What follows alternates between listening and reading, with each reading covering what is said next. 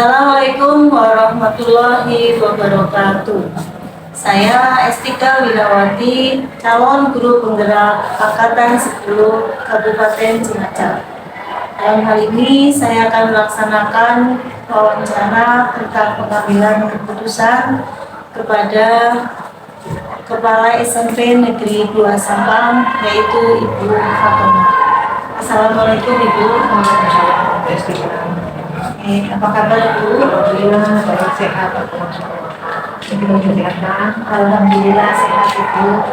Mohon maaf minta waktunya untuk tugas saya sebagai calon guru penggerak angkatan 10 ini untuk menanyakan tentang pengambilan keputusan di SMP Negeri 2 Sampang ini.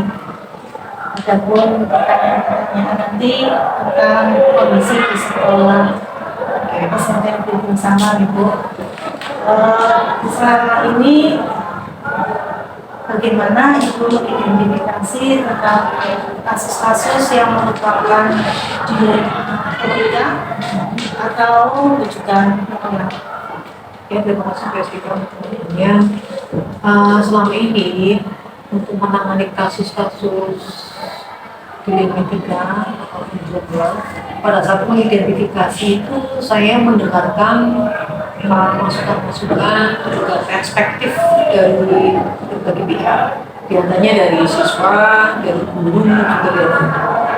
Nah, setelah masukan atau temuan-temuan itu saya cermati dan ternyata itu ada kaitannya dengan nilai-nilai integritas, nilai-nilai kesetiaan, juga keadilan, maka saya percaya bahwa itu adalah nilai kita.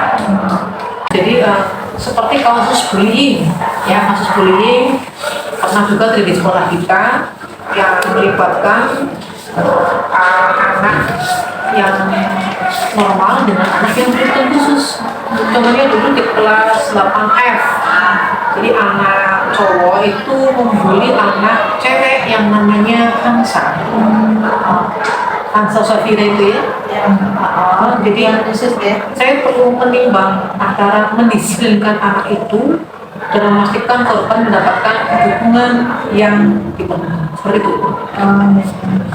Terima kasih. Itu antara dilema sama rujukan moral yang selama ini terjadi tentang dilema etika sama-sama benar ya. Selama ini dalam pengambilan keputusan, terutama untuk kasus-kasus itu yang dimana dua kepentingan itu sama-sama benar, terus sama-sama mengandung nilai kebajikan. Dalam pengambilan keputusannya itu seperti apa?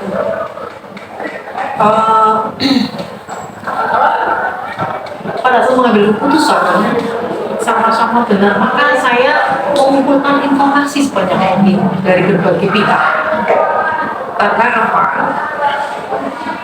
Dengan kita mengumpulkan informasi sebanyak mungkin, kita akan mendapatkan informasi dari berbagai sudut pandang atau perspektif. Nah, dengan melibatkan yang terlibat tentunya ya, sehingga pada saat kita memutuskan itu lebih adil dan juga solusinya akan diterima dengan mudah. Iya. Kemudian langkah atau prosedurnya seperti apa? Kalau langkah-langkah untuk menangani masalah dilematika itu ya, pertama tentunya mengidentifikasi. Mengidentifikasi masalah itu apakah itu masuk ke dilematika atau lainnya. Setelah itu dipastikan bahwa itu adalah dilematika. Maka untuk langkah selanjutnya adalah mengumpulkan fakta atau data-data yang diperlukan untuk memecahkan masalah tersebut. Kemudian setelah mengumpulkan data dan fakta, maka melibatkan orang-orang, biasanya guru-guru senior, kemudian guru-guru wali kelas atau pihak yang terkait lah ya. Kemudian juga, nah setelah itu kita diskusikan bersama. Kemudian setelah itu juga kita evaluasi. Setelah evaluasi, kita analisis dan evaluasi baru mengambil keputusan. Setelah keputusan itu diambil, kemudian kita eksekusi ya. Nah juga saya memastikan apakah keputusan tadi terlaksana dengan baik pada saat diimplementasikan, apakah sudah berjalan dengan baik atau tidak, seperti itu. Nanti keputusannya itu dilakukan sudah terlalu lama, kemudian dilakukan apa untuk semuanya dan tidak ada yang Begitu seperti sekali. Jadi tidak asal apa ya mencari solusi, tapi tentunya melalui langkah-langkah dan berbagai pihak terlibat karena kita butuh banyak persepsi, perspektif dan sudut pandang sehingga pada saat kita mengambil keputusan itu tidak ada yang dirugikan. nanti dengan musyawarah dengan mungkin dengan guru-guru senior Dan juga konselor atau BK, guru BK.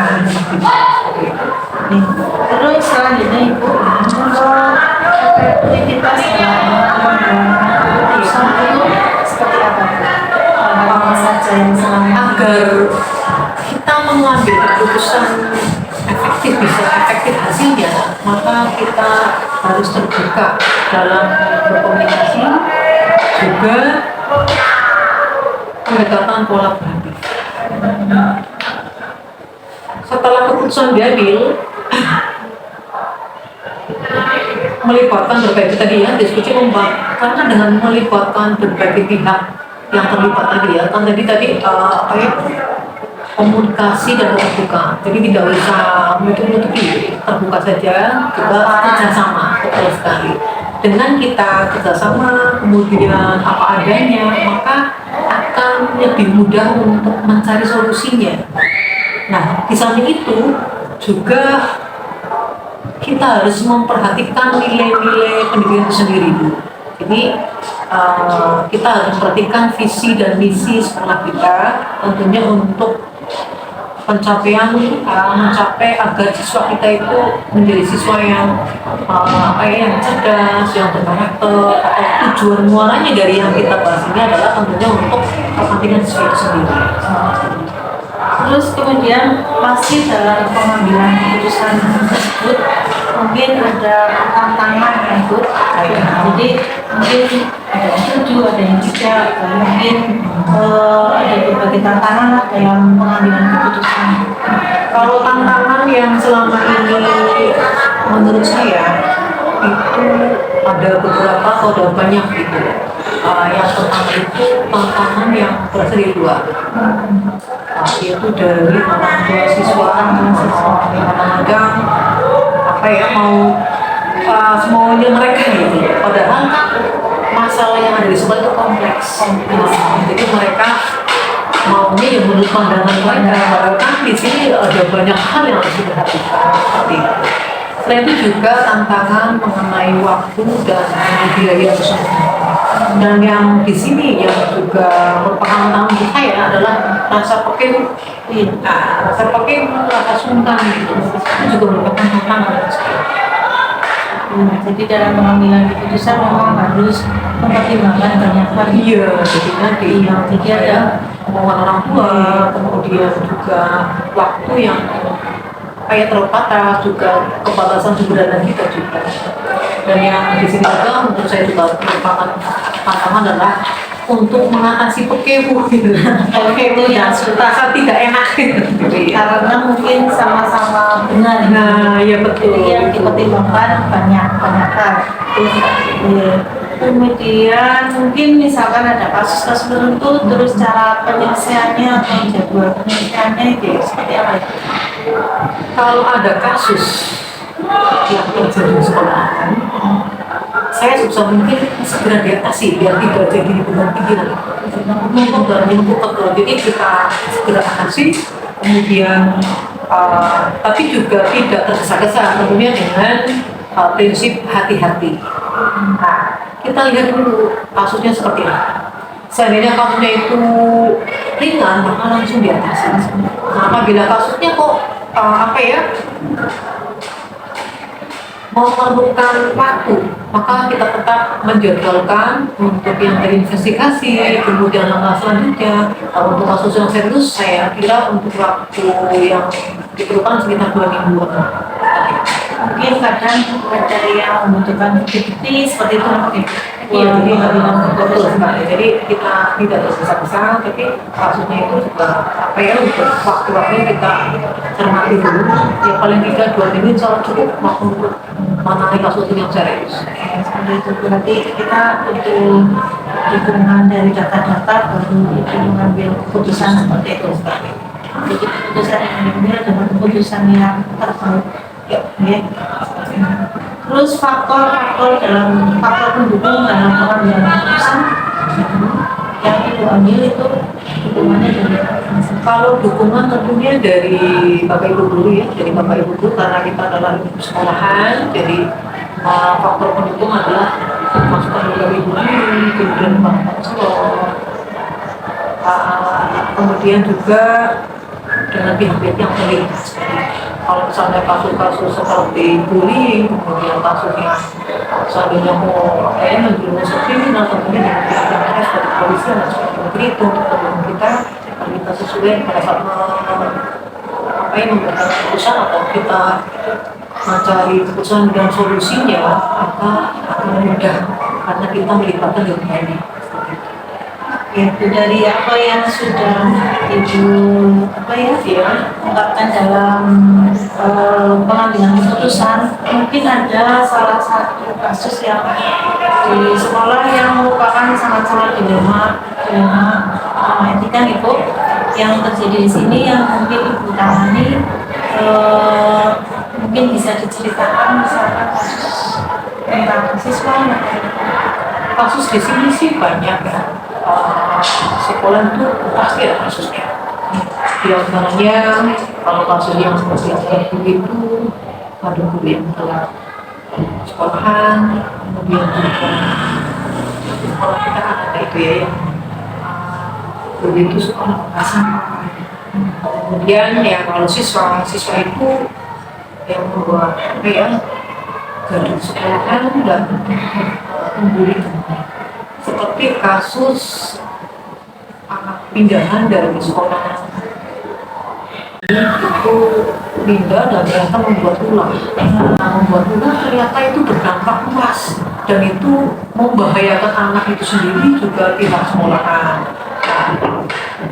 Dari situ menguras emosi dan energi, jadi harus konsentrasi, harus melibatkan berbagai pihak, dan karena dilakukan sudah saya lakukan agar tidak berdampak negatif juga sudah diatasi, dan dampaknya itu dampak negatifnya bisa seminimal segitu tapi sudah kami lakukan dan alhamdulillah sudah realisasi.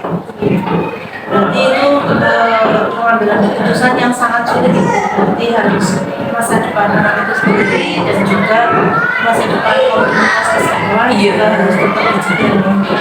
Kita semua ini diperhatikan keputusan ini tentunya agar lebih baik ke depannya, tidak mengulangi lagi. Kemudian pihak kampus di sekolah juga tetap berjalan kondusif dan yang lainnya sesuatu yang tidak terganggu.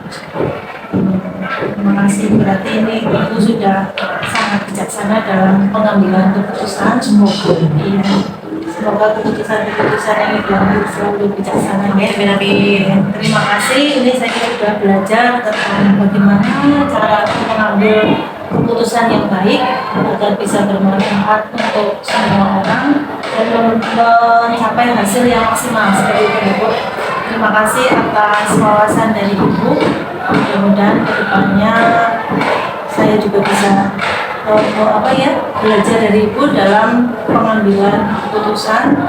Terima kasih atas waktu dari Ibu, sudah berbagi pengalaman, sudah berbagi waktu dengan saya.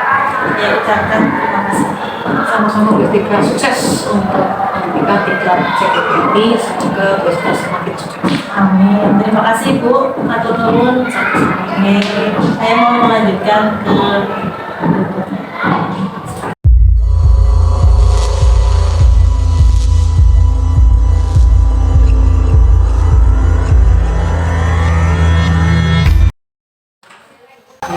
Selamat siang Pak Eko. Ini saya dari SMP Negeri 2 Sampang. Saya Esti Kawinawati, perkenalkan Esti Kawinawati, calon guru penerap angkatan 10 Kabupaten Cilacap. Pada kesempatan ini meminta waktu kepada Bapak untuk bisa diwawancara tentang pengambilan keputusan.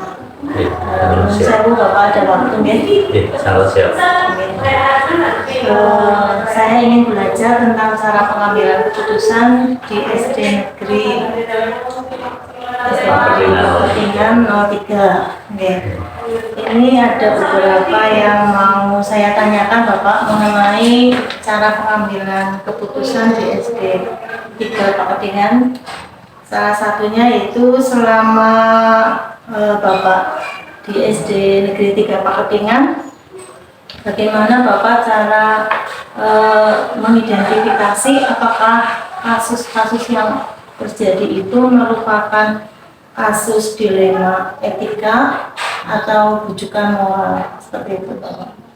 Terima kasih Ibu SPK, selamat datang di SD Pakringan 03. Saya coba menjawab untuk pertanyaan dari Ibu bahwa selama saya memimpin di SD Pakringan 03 pada tahun 2021 untuk identifikasi kasus-kasus yang ada di sini rata-rata adalah kami ambil analisisnya dari laporan-laporan orang tua siswa, dari guru dan juga dari siswa itu sendiri. Kalau dilemanya, saya yakin di sini tidak terlalu ada jurang antara etika-etika yang ada di sini. Saya yakin tidak ada yang terlalu jauh dari penyimpangan-penyimpangan yang ada. Berarti masih bisa teratasi ya Pak? Masih bisa teratasi. Terus selama Bapak di sini dalam mengambil keputusan di sekolah, terutama kasus-kasus di mana ada dua kepentingan, ya, sama-sama benar, sama-sama mengandung nilai kebajikan. Nah itu caranya dalam pengambilan keputusan dua-duanya sama-sama benar Pak, sama-sama mengandung nilai kebajikan. Itu seperti apa Pak? Untuk kasus seperti itu kita sandingkan dua kasus yang mirip atau hampir mirip, di mana keputusannya sama-sama baik sebenarnya, baik, namun kita harus mengambil keputusan yang terbaik.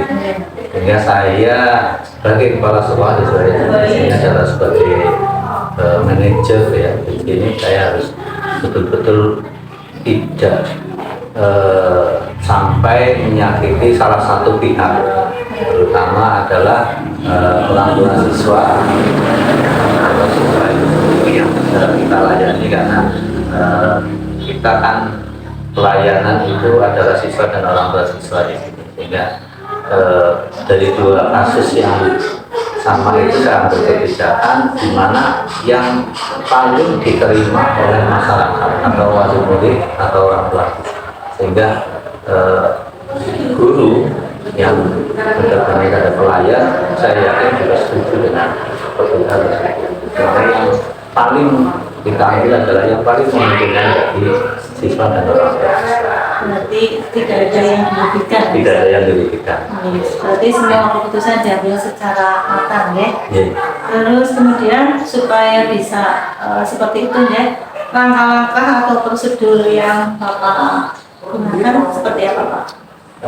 Pertama jelas menganalisis kasus tersebut sejauh mana. Yang kedua, masukan-masukan terutama adalah satu dari orang tua siswa, dari siswa itu sendiri, dan kami musyawarahkan dengan rekan-rekan guru, dan saya juga berkonsultasi dengan atasan langsung, yaitu pengawas sekolah, di mana saya juga harus satu arah dengan beliau-beliau yang ada di Dinas Pendidikan, sehingga saya memutuskan secara musyawarah dulu dengan beliau, saran-sarannya bagaimana, baru nanti diputuskan dengan rekan guru dan nanti kami putuskan bersama dengan orang tua siswa. Berarti kalau misalkan itu mencari data-data atau Data-data dulu ya, kode pendukung dulu. Oke. Terus yang paling efektif dalam pengambilan keputusan kasus-kasus dilema etika tadi kan bekerja sama dengan wali murid, dengan guru-guru dan sebagainya. Yang paling efektif itu seperti apa, Pak? Kalau paling efektif itu sebenarnya langsung dengan guru kelas masing-masing, karena guru kelas itu yang langsung tahu kasus di kelas.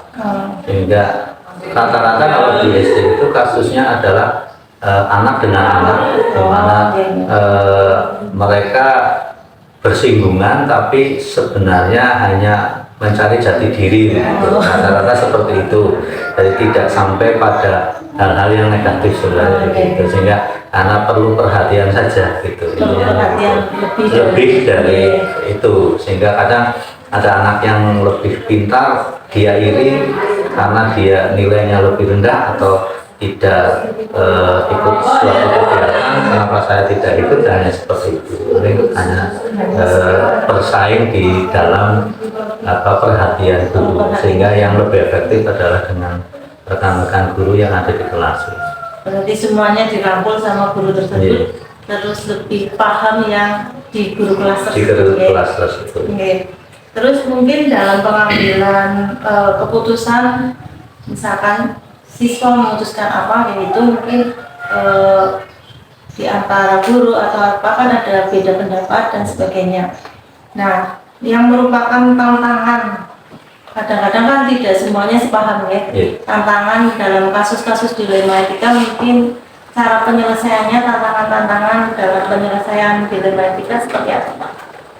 Kalau seperti itu biasanya kalau siswa dengan siswa itu atau pendapat siswa rata-rata adalah pengusulan yang siswa inginkan rata-rata. Contoh kasus misalnya anak itu senang renang itu. Kalau renang itu ada mungkin bagi siswa adalah refreshing tersendiri gitu bagi siswa. Senang seperti itu. Tapi bagi kami kalau sering ini kan jelas nanti mengganggu sekolah. Yang kedua juga kita tidak enak dengan orang tua siswa yang mengeluarkan dana untuk kegiatan renang, karena untuk kegiatan renang kan tidak tercover dalam kegiatan di RAKS, rencana kegiatan anggaran sekolah, sehingga itu kan harus dicarikan jalan keluar, termasuk dananya, gitu, waktunya dan sebagainya. Sehingga kalau seperti itu kita programkan. Kalau karena ini sering terjadi beberapa kasus seperti itu, kita program bahwa kegiatan seperti itu kita batasi 1 semester 1 kali, gitu. Sehingga dalam 1 tahun hanya 2 kali, gitu ya. Termasuk kegiatan tur atau wisata, anak-anak memang menginginkan setiap tahun ada tur, ya, termasuk itu usulan dari anak-anak dan juga malah justru yang sering usulan orang tua kalau di sini. Iya, usulan orang tua untuk tur wisata kemana. Tapi kami sebagai pendidik di sini ya tidak bisa menyetujui secara langsung.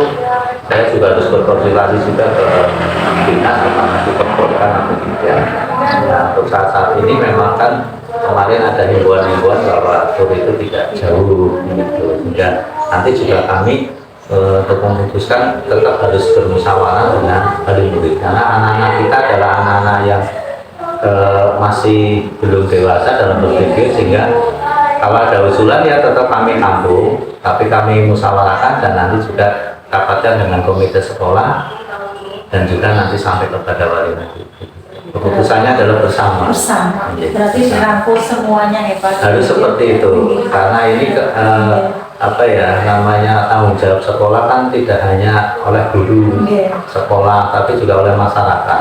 Salah satunya adalah orang tua. Kemudian berarti semuanya dirangkul, jangan sampai ada yang dirugikan. Terus kemudian misalkan ada kasus nih Pak, apakah itu kasus misalkan berat atau apa, itu langsung diselesaikan pada saat itu, apa ada jedanya, apa dibuat jadwal tertentu. Misalkan ada kasus yang hari ini terjadi, terus kasus itu langsung diselesaikan hari itu juga atau harus melalui seperti apa dulu? Kalau kasus itu kasus kita punya SOP, ya, punya SOP masing-masing kegiatan, SOP masing-masing kegiatan. Nah, kita prosedurnya bagaimana kalau ada kasus berat di bidang apa misalnya, itu kita juga mengarah kepada SOP-nya bagaimana. Kalau memang harus diselesaikan secara cepat, maka kita juga selesaikan langsung. Tapi kalau memang itu menunggu waktu, ya kita upayakan supaya tidak melebar kasusnya. Ya. Jadi tetap harus dianalisis juga jenis kasusnya, gitu, dan SOP-nya seperti apa. Sangat bijaksana ya Pak.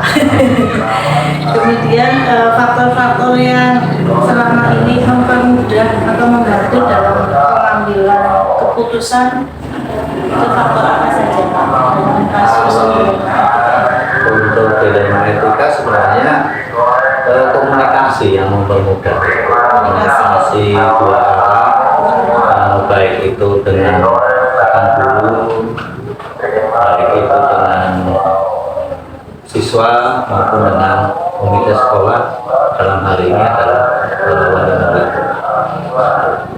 berarti komunikasi diperlukan sekali dalam penyelesaian dilema etika tersebut. Kalau ada miskomunikasi, ini menjadi masalah juga karena belum tentu mereka paham gitu, sehingga kita memang harus dari awal memahamkan tentang kegiatan-kegiatan yang ada di sekolah, sehingga wali murid juga sudah paham apa yang sedang terjadi di sekolah. Kemudian Pak, ini kan Bapak di sini menjabat sudah sekian lama ya. Kasus-kasus tentunya banyak yang sudah diselesaikan. Dengan saya mendengar cerita dari Bapak, kelihatannya apa kasus-kasus terselesaikan dengan baik dan sangat bijaksana. Begitu ya. Terus apa pembelajaran dari kasus-kasus yang ada di SD ini dalam dilema etika itu pembelajaran yang paling apa ya, mungkin dalam pengambilan keputusan kan kadang kita merefleksi, oh berarti keputusan seperti ini atau seperti apa Pak? Pembelajaran dari kasus yang dilakukan. Pembelajaran dari kasus yang terjadi itu supaya tidak terjadi lagi, itu kita memang introspeksi. Ya, kekurangan kita apa, terus kita programkan dan jadikan SOP sebagai landasan. Ya, itu berdasarkan SOP dan juga tata tertib yang ada, sehingga kita berjalan pada relnya. Kalau sudah berjalan pada relnya, maka kasus sebesar apapun kita selesaikan bisa sesuai dengan aturan dan cepat. Tidak bertele-tele sampai keluar dari sekolah. Kalau masalah sekolah kita selesaikan di sekolah, jangan sampai diselesaikan di warung kopi. Sangat kalau saya dengar sangat dalam pengambilan keputusan sangat apa ya, runtut seperti itu ya Pak. Harus seperti itu karena jadi, memang harus ada dasarnya. Ada dasarnya dan runtut sekali. Mudah-mudahan saya bisa belajar seperti Pak Eko bisa masih banyak belajar. Kelihatannya nopo bijaksana dalam pengambilan keputusan, kemudian apa selalu memakai dasar sehingga mencapai hasil yang maksimal, terus berusaha tidak ada yang dirugikan. Jadi semuanya dirangkul, atau apa Pak? Seperti itulah. Seperti itu kami usahakan seperti itu supaya tidak ada gesekan yang terlalu keras gitu. Ya, ini terima kasih sekali Bapak. Saya sudah belajar dari Pak Eko. Mudah-mudahan saya bisa terus belajar lagi, bisa mengambil keputusan-keputusan seperti Bapak secara runtut, terus ada dasar-dasarnya sehingga tidak ada yang dirugikan, dirangkul semuanya, ibaratnya seperti itu ya Pak. Oke. terima kasih atas waktu yang diberikan kepada saya. Dan saya ucapkan terima kasih Pak. Sama-sama, terima kasih. Matur nuwun Pak. Assalamualaikum. Waalaikumsalam warahmatullahi wabarakatuh.